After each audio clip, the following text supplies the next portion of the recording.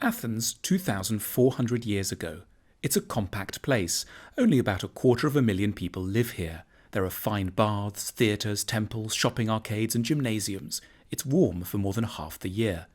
This is also home to the world's first true and probably greatest philosopher, Plato. Born into a prominent and wealthy family in the city, Plato devoted his life to one goal, helping people to reach a state of what he termed eudaimonia, or fulfillment. Plato is often confused with Socrates. Socrates was an older friend who taught Plato a lot but didn't write any books. Plato wrote lots of them, 36, all dialogues, beautifully crafted scripts of imaginary discussions in which Socrates is always allotted a starring role, among them the Republic, the Symposium, the Laws, the Meno and the Apology. Plato had 4 big ideas for making life more fulfilled.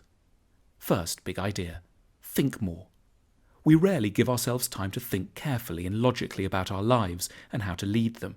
Sometimes we just go along with what the Greeks called doxa, or popular opinions. In the 36 books he wrote, Plato showed this common sense to be riddled with errors, prejudice and superstition. Fame is great, follow your heart, money is the key to a good life.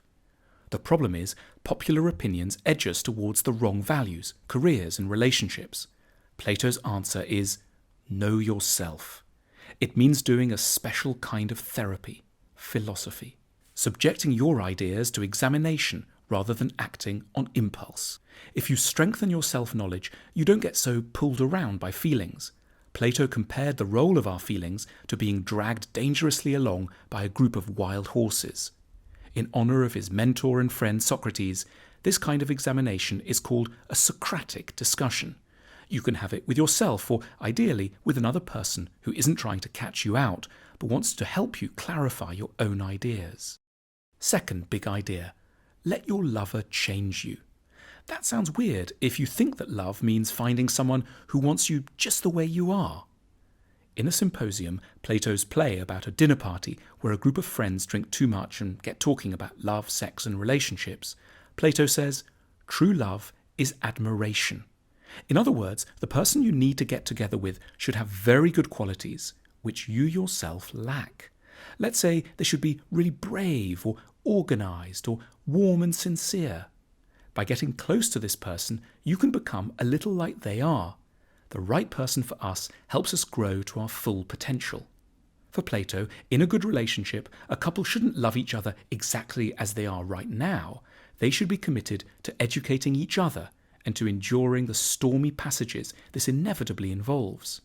Each person should want to seduce the other into becoming a better version of themselves. 3. Decode the message of beauty.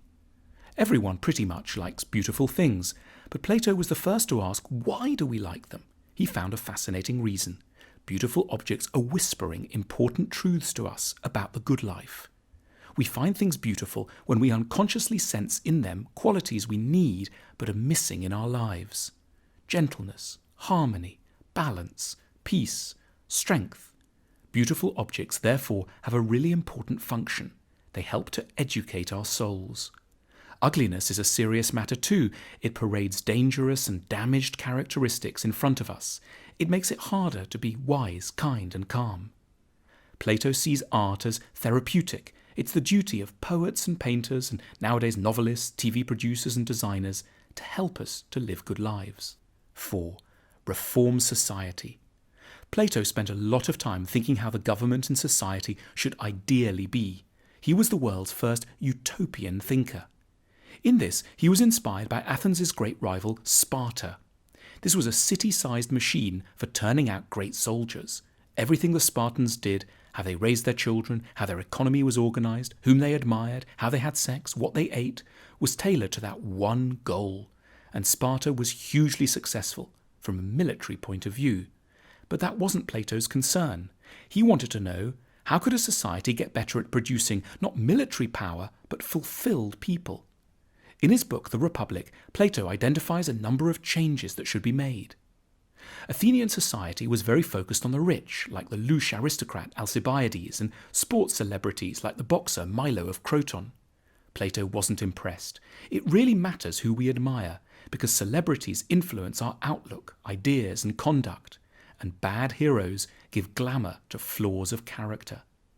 Plato therefore wanted to give Athens new celebrities, replacing the current crop with ideally wise and good people he called guardians, models for everyone's good development. These people would be distinguished by their record of public service, their modesty and simple habits, their dislike of the limelight, and their wide and deep experience. They would be the most honoured and admired people in society. He also wanted to end democracy in Athens. He wasn't crazy. He just observed how few people think properly before they vote, and therefore we get very substandard rulers. He didn't want to replace democracy with a horrid dictatorship, but he wanted to prevent people from voting until they'd started to think rationally. That is, until they'd become philosophers. Otherwise, government would just be a kind of mob rule. To help the process, Plato started a school, the Academy, in Athens, which lasted a good 300 years. There, pupils learnt not just maths and spelling, but also how to be good and kind. His ultimate goal was that politicians should become philosophers.